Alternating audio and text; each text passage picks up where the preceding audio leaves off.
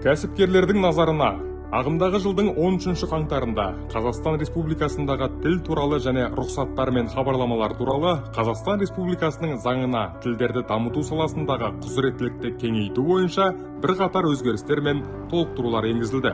Енгізілген өзгерістерге сәйкес Қазақстан Республикасындағы тіл туралы Қазақстан Республикасы заңының 25 бабы 3 тармағы 1 тармақшасына сәйкес облыстық маңызы бар қала мен аудан әкімдері маңдайшаны облыстық және аудандық маңызы бар қалада, ауылда, кентте орналастыру туралы хабарламаларды қабылдауды және қарауды жүзеге асырады. Осы заңның деректемелері мен көрнекі ақпарат тілі туралы 21 бабына сәйкес хабарлама маңдайшаны облыстық маңызы бар қалаларда орналастыру кезінде облыстық маңызы бар қалалардың жергілікті атқарушы органдарына, ал маңдайшаны ауылдарда, кенттерде орналастыру кезінде аудандардың жергілікті атқарушы органдарына жіберіледі. Хабарламаны жіберу және оны қарау тәртібі.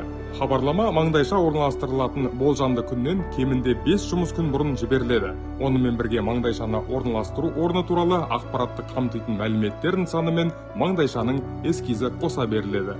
Жергілікті атқарушы органдар ұсынылған материалдарға жойылу міндетті жазбаша уәжді ескертулер бойынша беруге құқылы. Жергілікті атқарушы органдар ескертулер ұсынған жағдайда маңдайша ескертулер жойылған кезде ғана орналастырылуы мүмкін. Жергілікті атқарушы органдар хабарламаны алған күннен бастап 4 жұмыс күні ішінде жауап бермеген жағдайда өтініш беруші маңдайшаны өзі мәлімдеген мерзімдерде орналастыруға құқылы. Деректемелер мен көрнекі ақпараттың жазылу тәртібі. Деректемелер мен көрнекі ақпараттың мәтіндері, орфография нормалары және мәтіннің тең түпнұсқалы аудармасы сақтала отырып жазылады. Хабарландырулар, жарнама, прескуранттар, баға көрсеткіштері, ас мәзірлері, нұсқағыштар және басқа да көрнекі ақпарат мемлекеттік тілде, қажет болған кезде орыс тілінде және немесе басқа тілдерде де орналастырылады. Сондай-ақ мемлекеттік емес ұйымдардың бланкілері мен маңдайшалары да осындай тәртіпте ресімделеді. Ал мемлекеттік органдардың мөрлері мен мөр таңбаларының мәтінінде олардың атаулары мемлекеттік тілде жазылады. Деректемелер мен көрнекі ақпараттың барлық мәтіні мынадай ретпен: мемлекеттік тілде сол жағына немесе жоғары жағына, орыс тілінде оң жағына немесе төменгі жағына орналасады. Бірдей өлшемдегі әріптермен жазылады.